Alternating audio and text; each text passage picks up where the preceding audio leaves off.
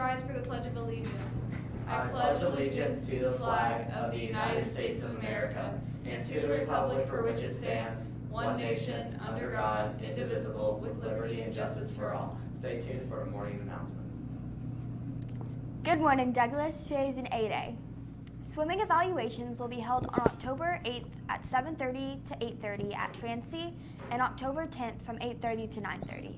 Please bring a current physical and come prepared to swim. Homecoming week is October 14th through the 19th. Make sure to pay attention for specific details about all the events that will take place. The homecoming dance will be October 19th from 8 to 11 p.m. in the auxiliary gym. Students must have an EOS score of 70% or better to purchase a ticket. Tickets for the homecoming dance will be on sale October 15th through the 18th in the cafeteria during all 4 lunches. Tickets will be $10 each. Homecoming t-shirts will be available for pre-order October 8th, 9th, and 10th in the cafeteria during all 4 lunches. Short sleeve shirts will be $10 and long sleeve shirts will be $15. Voting for homecoming court starts this morning and closes 4th lunch tomorrow. Visit the bit.ly link below. Juniors and seniors are allowed to purchase a ticket for non-Douglas students for the homecoming dance. You must pick up a guest form in the front office and have it completely filled out when you purchase a ticket. Tickets may not be purchased without the completed form and copy of the guest photo ID. AP exam registration goes live on October 1st. Regular registration ends on October 31st. Register by 11:59 p.m. to avoid late fees. If you're not registered by the end of the day on November 13th, with a $25 late fee per registration, after November 13th, the late fee will be $65 per exam. The Fellowship of Christian Athletes meeting will be on tomorrow at 7:45 a.m. in room B117. Game Club and eSports will meet today. Seniors, if you would like to put in a senior quote for the 2019 to 2020 yearbook, check out the link below. Archery tryouts will be held on Monday, October 7th, 6 to 7 p.m. for the girls and 7:30 to 9 for boys, and Thursday, October 10th, 6 to 7:30 for boys and 7:30 to 9 for the girls. You must have a sports physical and need to attend both days. There will be no STLP tomorrow.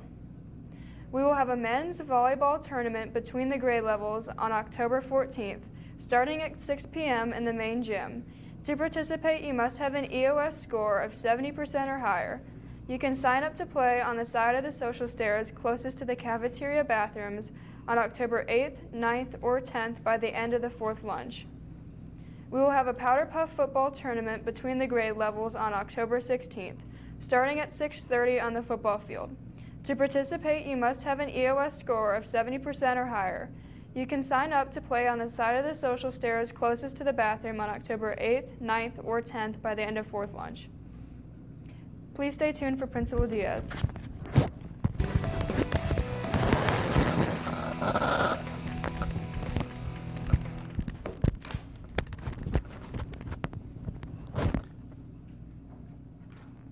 Good morning, good morning, good morning.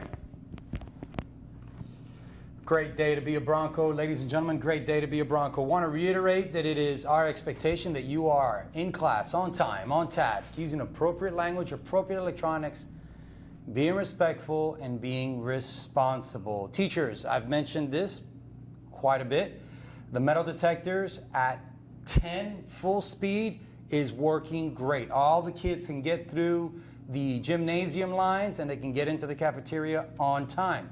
If they're not reporting to your class, it's because they're choosing to not report to your class. We've implemented a tardy table. At 8:25, the school day starts. At 8:25, I would like teachers to take attendance. If the student is not in your class at that time, you should mark them tardy. You should mark them absent.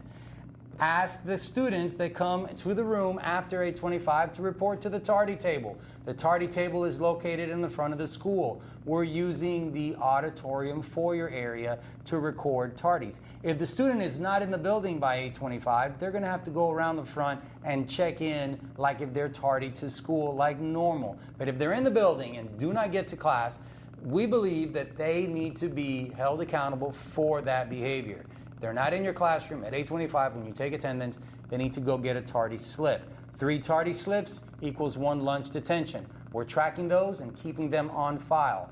Please, please, please help us make sure that we reinforce the skills necessary for students to retain employment.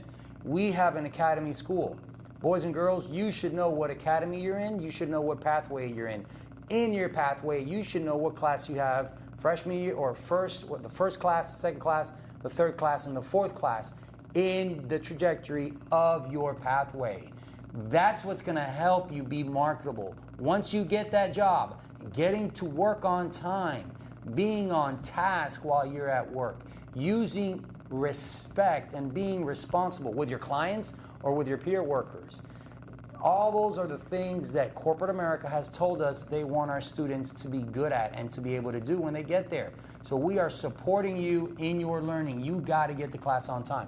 You're losing EOS points, so you can't participate in some of the homecoming activities, and you're not learning what it's going to require for you to be successful in the future. So we want to make sure that we're doing a good job. The tardy table is in the front of the school in the auditorium foyer. Ask them to get a tardy slip. They'll be right back with that tardy slip.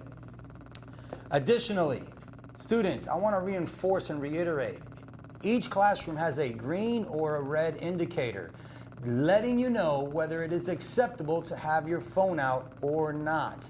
If the indicator is red, you have to put your phone away. If the teacher tells you to put your phone away and the indicator is red, you should have already known because the indicator is on the front of the board. We will not engage in a power struggle over cell phones. We will provide your consequence, you'll get in trouble, and we'll move on with the lesson. Nothing supersedes the instruction and the safety of the building. We want to run a good school. That is essential for us. I have a special announcement for seniors. Seniors, if you took your ACT and you got a better score than what you did with us here. Now, let me reiterate. Sophomores, you'll take an ACT in March. Juniors, you'll take an ACT in March, and we'll take that score and we'll put it on your transcript.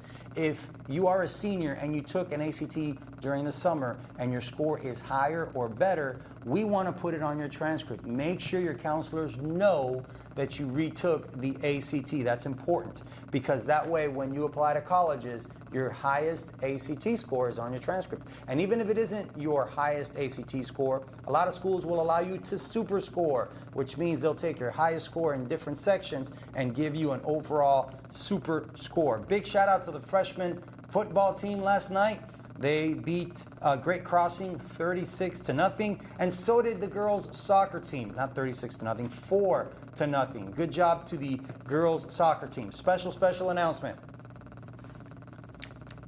The Frederick Douglass Blood Drive, sponsored by the Frederick Douglass Beta Club and the Kentucky Blood Center, will be held on Wednesday, October 9th from 8:30 to 2:30 p.m. That's next week on Wednesday. Sign-ups for donations will start today and run through Thursday, the October 8th. They'll take place during lunch in the cafeteria. What ends up happening, though, they get full. All the slots get full, so first come, first serve. Students may also sign up on Wednesday, the morning of the blood drive, between 7:40 and 8:20. Sign-ups are in the cafeteria and before school in B103. To donate, you must be 16 years old. If you are 16 years old, you will need a parent consent form. You can pick up the parent consent form at the cafeteria table where they're doing the sign-ups or in B103 before school. If you're 18 years old, you do not need the parent consent form. If you turn 18 before the day of the blood drive, you do not need a parent consent form. Students who donate will not only take part in saving lives in Kentucky, but will also receive a pair of socks from the Kentucky Blood Drive Center as a thank you gift donation. If you have any questions, you can see Ms. Moe in room B103 before or after school. That's all the announcements I have for you today. I'm Lester Diaz, your principal, and it is an honor and a privilege to serve you in this capacity.